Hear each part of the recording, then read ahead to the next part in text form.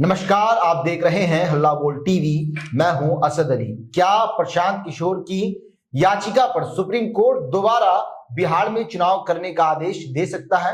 आइए इस पूरे मामले को विस्तार से समझते हैं हल्ला बोल टीवी के संपादक दीपक शर्मा से। सुनवाई आज ही होनी है सुप्रीम कोर्ट में और प्रशांत किशोर की पार्टी जन सुराज ने यानी कि प्रशांत किशोर ने याचिका दायर की है, रिट याचिका दायर की है सुप्रीम कोर्ट में। और उन्होंने मांग की है कि जो 10-10 हजार रुपए महिलाओं के खाते में भेजे गए चुनाव के दौरान और जो महिला स्वयं सहायता समूह जीविका दीदियों की जो तैनाती की गई, लगभग 1,80,000 जीविका दीदियों की तैनाती की गई बूथों पर, मतदान केंद्रों पर, वो सीधे सीधे लाभार्थी हैं, बेनिफिशियरी हैं और उनका चुनाव में इस्तेमाल पूरी चुनाव की सुचिता को प्रभावित करता है जी। तो इन मांगों को लेकर प्रशांत किशोर ने सुप्रीम कोर्ट का दरवाजा खटखटाया है और सुप्रीम कोर्ट से मांग की है कि फिर से बिहार में चुनाव कराया जाए, क्योंकि जो चुनाव हुआ है वो गलत तरीकों से कराया गया है और उसका फायदा सत्ता में बैठी पार्टियों को मिला है। तो आज ही उसकी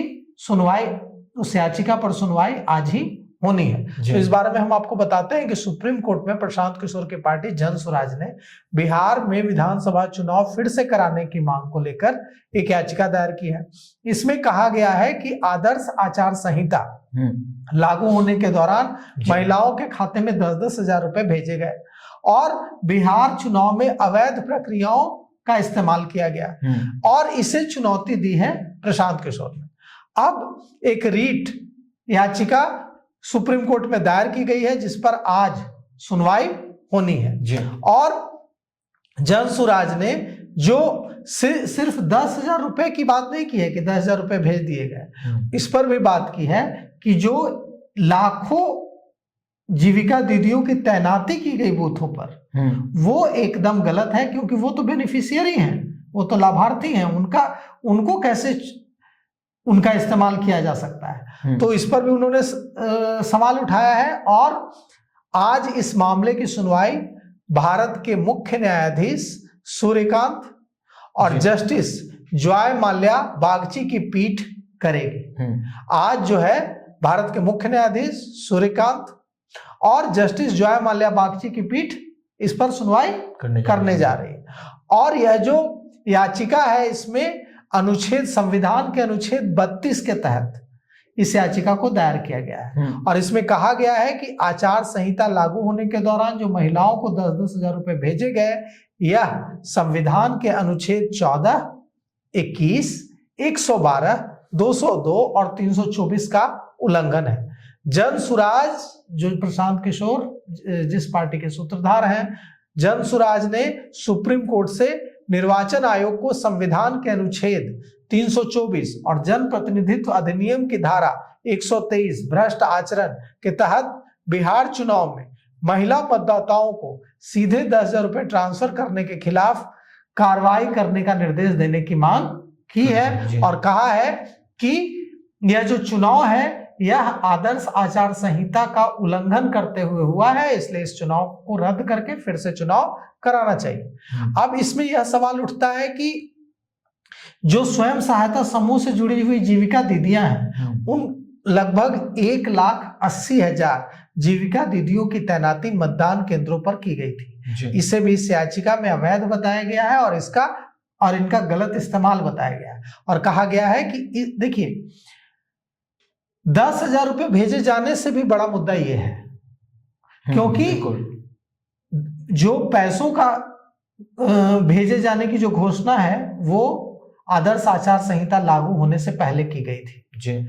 ये कई राज्यों में, झारखंड में भी चुनाव हुआ बिहार से पहले, झारखंड में भी सरकार ने चुनाव से ठीक पहले, हेमंत सोरेन सरकार ने, वहां तो एनडीए की सरकार नहीं है, वहां तो कांग्रेस और जेएमएम की और आरजेडी की सरकार है, तो वहां भी यही हुआ था कि चुनाव से पहले सरकार ने महिलाओं को पैसे देने की घोषणा कर दी थी कि हम हर महीने महिलाओं को पैसे देंगे मैया योजना के तहत। लेकिन अब बिहार में मामला इसलिए फंसेगा क्योंकि ये जो स्वयं सहायता समूह की महिलाओं की बूथों पर तैनाती का मामला है, ये मामला एक बड़ा मुद्दा बन सकता है, जी। क्योंकि सुप्रीम कोर्ट सुनवाई के दौरान इस पर संज्ञान ले सकता है कि ये कैसे हो सकता है। जी। और देखिए, बहुत लोग कहते हैं कि कुछ नहीं होगा, तो उन लोगों को याद रखना चाहिए कि इंदिरा गांधी का चुनाव रद्द हुआ है भारत में। इंदिरा गांधी से पावरफुल प्राइम बिहार में तो भी हुआ इससे पहले। नहीं, बिहार में तो नहीं हुआ है, लेकिन इंदिरा गांधी का चुनाव, इंदिरा गांधी से पावरफुल प्राइम मिनिस्टर तो कोई नहीं था। बिल्कुल। इंदिरा गांधी का चुनाव रद्द किया गया था और फिर से चुनाव कराने का अदालत ने आदेश दिया था। अच्छा। उनकी सदस्यता चली गई थी कि उन्होंने गलत तरीके संसाधनों का इस्तेमाल करके चुनाव जीता। तो उस मामले में ये जो 1,80,000 जीविका दीदियों की बूथों पर तैनाती है, ये मुझे जो व्यक्तिगत रूप से बात समझ में आ रही है कि यह मुद्दा, यह पॉइंट जो है, ये 10-10 हजार रुपए भेजे जाने से भी बड़ा मुद्दा है। अच्छा। क्योंकि 10-10 हजार रुपए भेजे जाने का ऐलान तो चुनाव से पहले किया गया था जी, कि हम 10-10 हजार रुपए देंगे, और आदर्श आचार संहिता के दौरान आप जो स्कीम्स पहले से अनाउंस है उसको आप रोक नहीं सकते। ऐसा आप नहीं कह सकते हैं कि पेंशन हम भेजना बंद कर देंगे। आप ऐसा नहीं कह सकते कि पहले से जो अनाउंस योजनाएं हैं वो उसका लाभ मिलना बंद हो जाएगा। तो वो उस मुद्दे से भी ज्यादा बड़ा मुद्दा ये है कि ये जो जीविका दीदियों की तैनाती बूथों पर की गई 1,80,000, ये संविधान के दायरे में आता है कि नहीं, ये जो है आदर्श आचार संहिता का उल्लंघन है कि नहीं। और मुझे लगता है कि ये एक बड़ा मुद्दा है, और अगर सुप्रीम कोर्ट इस पर संज्ञान लेता है और जवाब मांगता है तो ये एक सरकार को दिक्कत हो सकती है इसका जवाब देने में।